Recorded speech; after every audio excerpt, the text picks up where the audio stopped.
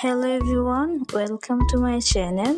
আজকে আমি এই কিউট আইপ্যাড কভার অথবা বুক কভারটি তৈরি করে দেখাবো। তো চলুন শুরু করা যাক। প্রথমে একটি স্লিপ নট দিব। এখন চেইন করতে হবে। আপনি আপনার প্রয়োজন অনুযায়ী চেইন করে নেবেন। আমি এখানে আমার আইপ্যাডের মাপ অনুযায়ী 90টি চেইন করব। চেইন করা হয়ে গেলে এখন দুইটি ঘর স্কিপ করব। দুইটি করে স্কিপ করে 3 নাম্বার ঘরে একটি ডাবল ক্রোশেট করব। এভাবে করে প্রতিটি চেইনে একটি করে ডাবল ক্রোশেট করতে হবে।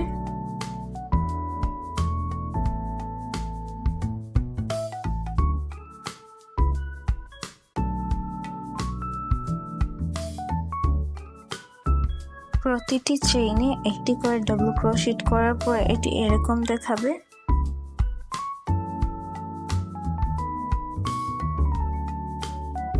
এখন আমি এই লাস্টের চেইনটিতেও একটি ডাবল ক্রোশেট করে নেব। প্রতিটি চেইনেই ডাবল ক্রোশেট করতে হবে, কোনো চেইন বাদ দেওয়া যাবে না।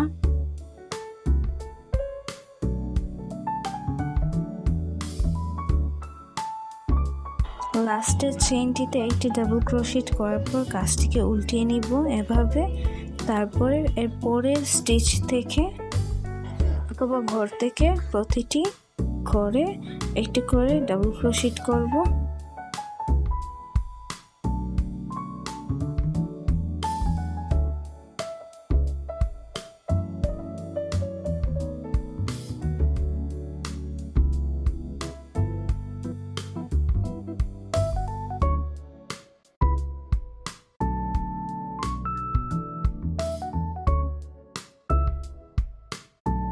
এভাবে সবগুলো করে ডাবল ক্রোশেট করে নিতে হবে। এভাবে আমি এটি সহ আরো 2টি লাইন করব। টোটাল 3টি লাইন হবে। 3টি লাইন করা হয়ে গেলে এখন এই যে উপরে একটি ঘর রয়েছে সেখানে ডাবল ক্রোশেট করব।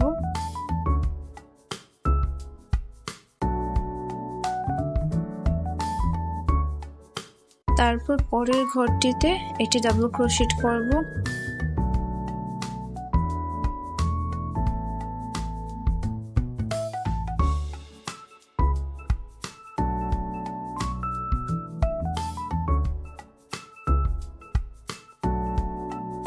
এরপরের ঘরটিতে আরো একটি ডাবল ক্রোশেট করব।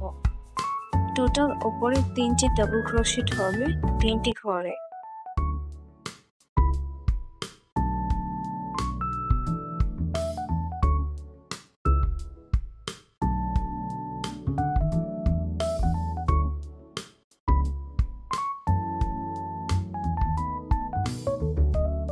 পরে 3টি ঘরে 3টি ডাবল ক্রোশেট করা হয়ে গেলে এখন আমি এর পরের স্টিচে ওই পাশের স্টিচটিতে একটি ডাবল ক্রোশেট করব। একইভাবে পরের স্টিচটিতেও একটি ডাবল ক্রোশেট করব। এভাবে সবগুলো ঘরে বা স্টিচে ডাবল ক্রোশেট করতে হবে। সবগুলো ঘরে একটি করে ডাবল ক্রোশেট করার পর এখন এই উপরের ঘরটিতে একটি ডাবল ক্রোশেট করব।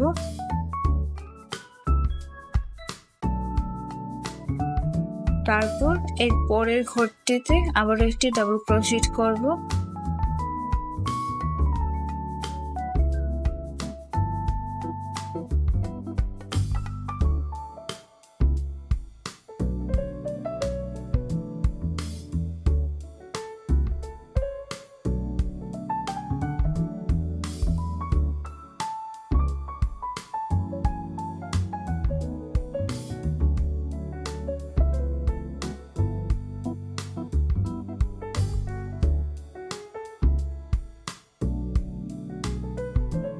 এরপরের ঘরটিতে আবার একটি ডাবল ক্রোশেট করব।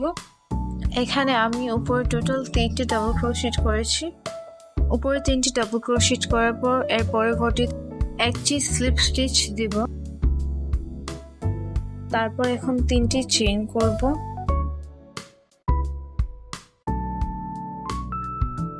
তিনটি চেইন করার পর আবারও এরপরে সবগুলো ঘরে একটি করে ডাবল ক্রোশেট করব। ঠিক এভাবে সবগুলো ঘরে একটি করে ডাবল ক্রোশেট করে নেব।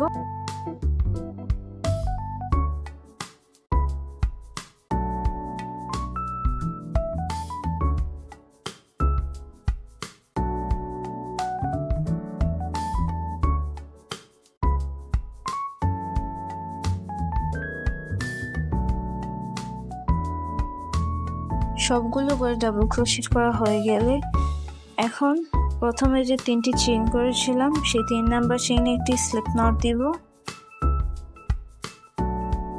তারপর 3টি চেইন করব।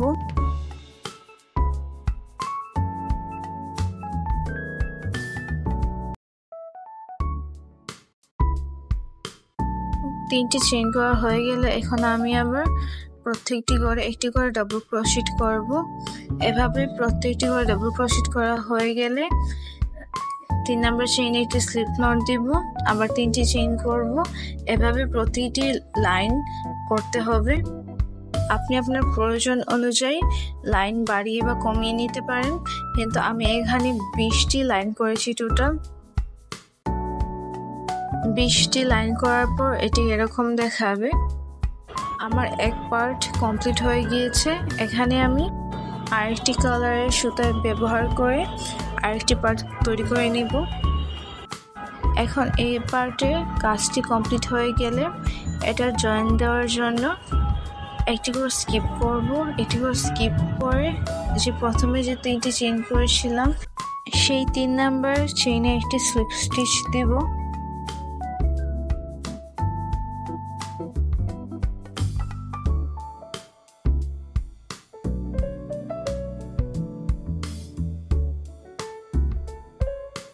এখন একটি চেইন করে সুতাটি কেটে দিব।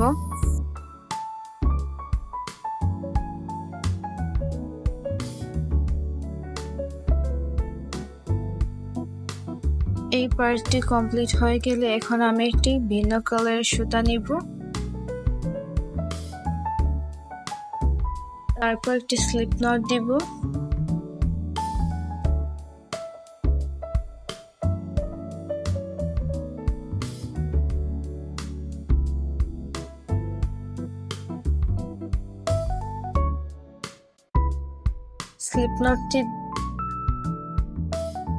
স্লিপ নট দেওয়ার পর যে কোনো একটি সাইড থেকে এই সুতাটি অ্যাটাচ করে দিব।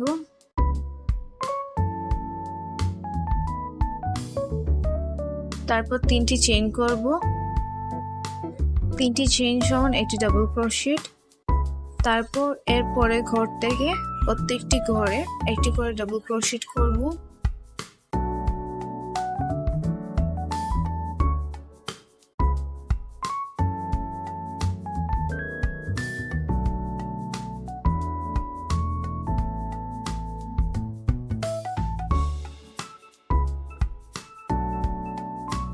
প্রত্যেকটি ঘরে একটি করে ডাবল ক্রোশেট করা হয়ে গেলে প্রথমে যে 3টি চেইন করেছিলাম সেই 3 নাম্বার চেইনে একটি স্লিপ নট দিব, তারপর আবারও 3টি চেইন করব।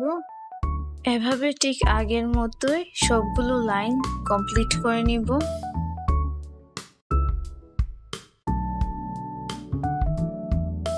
এখানে আমি আরো টোটাল 10টি লাইন করব। আপনি আপনার পছন্দ অনুযায়ী লাইন বাড়িয়ে বা কমিয়ে নিতে পারেন।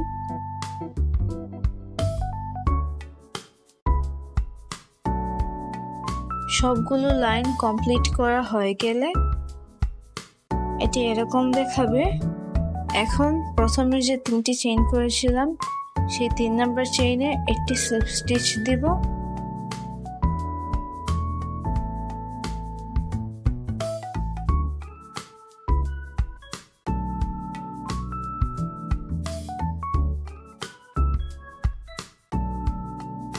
তারপর একটি চেইন করে সুতাটি কেটে দিব।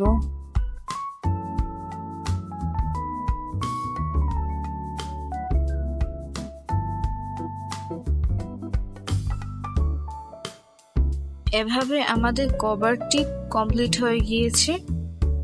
এখন ব্যাগটি যেহেতু অনেক সিম্পল তাই এটিকে একটু সুন্দর দেখাতে আমি এই ব্যাগটির উপরে কিছু ফুল লাগাবো। এই ফুলগুলো কিভাবে তৈরি করতে হয় সেটি আমি আমার আগের ভিডিওতে শেয়ার করেছি, আপনি চাইলে সেখান থেকে দেখে নিতে পারেন। ভিডিওটির লিংক ডেসক্রিপশন বক্স এবং কমেন্ট বক্সে দেওয়া থাকবে। এই কভারটির উপরে আমি টোটাল 60টি ফুল লাগাবো। ভিডিওটি ভালো লাগলে আমার চ্যানেলটি সাবস্ক্রাইব করবেন। ধন্যবাদ সবাই।